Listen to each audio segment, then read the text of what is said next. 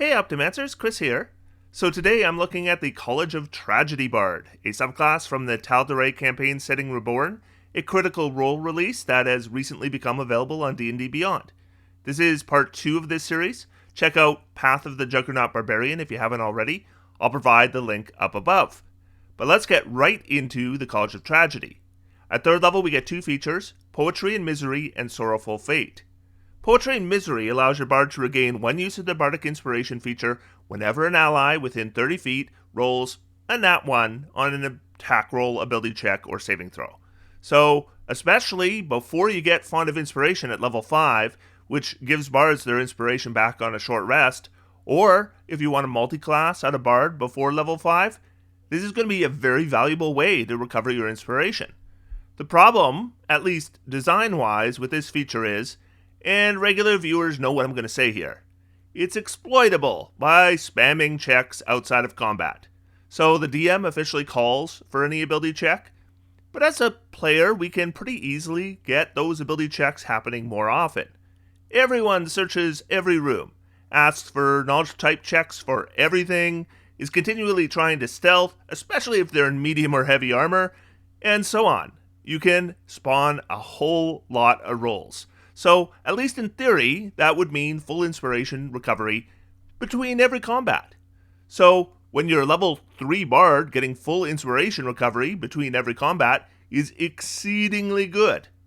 But it is going to bog down gameplay to play that way, because you're constantly calling for these useless rolls.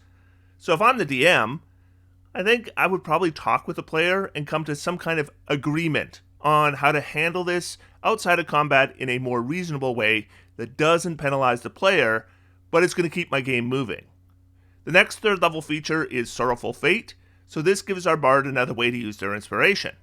If our bard or one of their allies forces a saving throw on a creature, we can spend our bardic inspiration and a few things happen.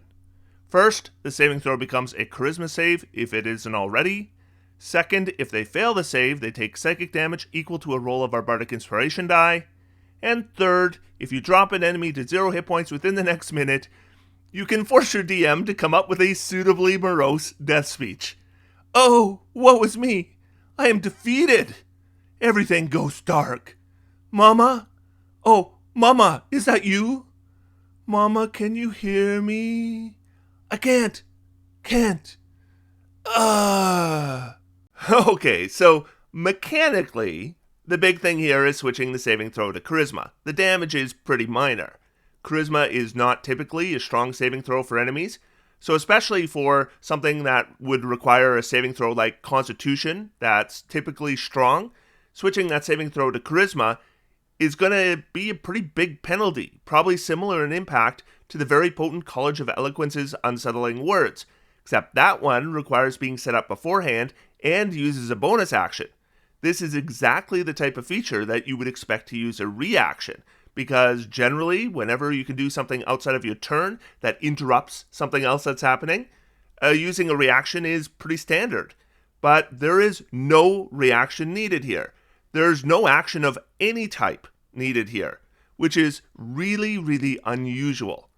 That would make this far and away the most powerful 3rd level feature of any bard if it wasn't for the limitation in use, once per short or long rest. And it's probably a good thing, considering the extra inspirations we should expect with Poetry and Misery. If this had as many uses as you had Bardic Inspirations, it would probably be well overpowered. However, with the once per rest limitation, this one ends up being okay. A pretty strong impact, but it's just not available very often. But overall, at level 3, I think the College of Tragedy ends up doing fine. Poetry and Misery, theoretically, should give you a lot more uses of inspiration, and at least once per rest, a pretty potent way to use that inspiration. Moving on to level 6, we get 2 more features. The first is Tale of Hubris. This allows the College of Tragedy Bard to use a reaction and a Bardic Inspiration die whenever a creature scores a critical hit against us or one of our allies within 60 feet. And then for the next minute, any attack against that creature has an increased critical hit range until either the minute expires or a critical hit is scored. The critical hit range expands even further once we reach 14th level. So this is the first feature on this particular bard which honestly, I don't think is very good. First off, if Silvery Barbs is allowed at your table, well, that's the reaction your bard wants to do when a critical hit is scored, because it will very likely negate that critical hit, or maybe even turn it into a miss, in addition to providing advantage on someone's next roll. But even if you don't play with Silvery Barbs, there is a decent chance you'll spend that reaction and Bardic Inspiration and get nothing from it. Let's say the creature goes down before a critical hit is scored. Well, then this did nothing. Let's say they are critically hit, but it's with a natural 20, which would have been a critical hit anyways. Again, this did nothing. And let's say it actually does work, and we get that critical because of this feature. Well, depending who scores that critical, that could be very underwhelming. A lot of characters don't do much more damage at all with critical hits. You're kind of hoping this will create a critical hit for the rogue or the paladin, but you have very limited control where that critical hit is going to land. So this is probably not how I'd be spending my Bardic Inspiration dice. Now, if you're playing at a table that house rules critical hits, and I know a lot of tables do, where critical hits do a whole lot more than they do in the base game, this would be better. But assuming you're playing with the base rules, I just don't think it's good. The next 6th level feature is Impending Misfortune. So the frequency of use of this one is a little bit different. It can be used once per short or long rest, but it can also be used again after any time we're reduced to 0 hit points. So that is something we normally don't see. What it does is it allows us to add +10 to an attack roll or a saving throw, but if we do that, the next attack roll or saving throw we make before our next short or long rest takes a -10 penalty. This is a pretty strong feature, and I think a pretty cool idea, but there are some little things here that I don't think the Critical Role team really considered. Nothing huge, but just some odd stuff. So the first is the -10 penalty, which would be pretty bad. But if a combat ends and you don't have the penalty, you certainly don't need a short rest to get rid of it. Just attack a door, or pull out a rat from that bag and attack it. Take your -10 penalty, and you're done. The next is the recovery of the feature itself. So if my bard is really wounded at the end of the fight, maybe I just punch myself till I fall to 0, then I get a healing word, and I'm back in business. I don't think either of those are big problems, just weird little interactions that I doubt the Critical Role team really considered. Overall, this is just a good feature. So I don't think level 6 was nearly as beneficial to this subclass as level 3 was, but Impending Misfortune is good enough that I think at least level 6 is decent. Finally, we're on to level 14, and we get the final feature of the College of Tragedy, Nimbus of Pathos. So, once per long rest, we can use our action and touch a willing creature, and for the next minute, they get some pretty powerful benefits. They get a whopping +4 to armor class for a minute. That's fantastic. They have advantage on all attack rolls and all saving throws. Like the 9th level spell Foresight gives you. And they add a d10 radiant damage to all of their attacks, whether they're weapon or spell attacks. And then there's just 2 downsides to this. First, any weapon attack against them scores a critical hit on a roll of 18 to 20.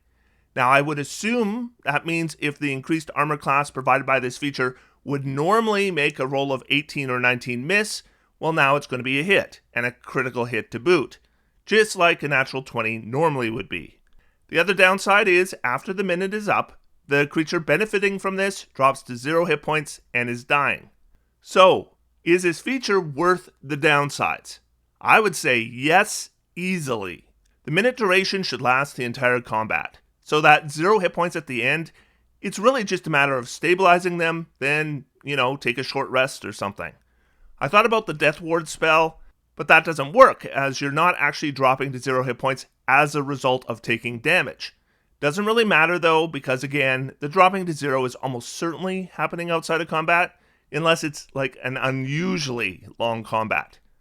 And they'll take some additional critical hits, but fewer hits altogether. So, I think the armor class boost should offset the critical hit increase fairly nicely. And so what do we have left? Advantage on all attacks, advantage on all saving throws, extra damage on every attack, That's astoundingly good. I have a problem, though, with Nimbus of Pathos, or more how it fits in with the rest of the subclass, and it's the limit in use. So this one is once per long rest, and considering the potency, I get the restriction on this kind of feature. But it compiles with things we see throughout this subclass. Sorrowful Fate, Impending Misfortune, and now Nimbus of Pathos are all the standout features of this bard, but they all have heavy limitations on use. So a lot of the time, you're a bard with a few more inspirations, thanks to Poetry and Misery, and the one feature you can use repeatedly, Tale of Hubris, is not a very good feature. So although there are some bright points, I can't say this is one of the stronger bard subclasses. So if I'm to rank the College of Tragedy, as I did with the other bard subclasses on a tier ranking, I would probably put them ahead of Spirits, here on C, probably right at the top, because I do think they're not one of the more powerful bard subclasses, but certainly you can play any subclass of bard and you'll do okay. And there's a few bits and pieces here where I think the Critical Role team maybe didn't consider all the possible interactions, like spamming ability checks or hitting yourself to recharge Impending Misfortune. Though I don't think any of these unintended interactions present any serious balance issues, they just create some kind of weird situations at your table. And I do think we see this quite often with Critical Role products. They really could benefit from trying to think of these things before putting this stuff in print. And that is the College of Tragedy. And in my next video, we'll be getting into the first of the cleric subclasses, the Blood Domain. And I hope you'll join me for that. Otherwise, until next time, I'm going to sit back, relax, and have some fun. D&D is for everyone. Thanks, everybody, and I'll talk to you soon.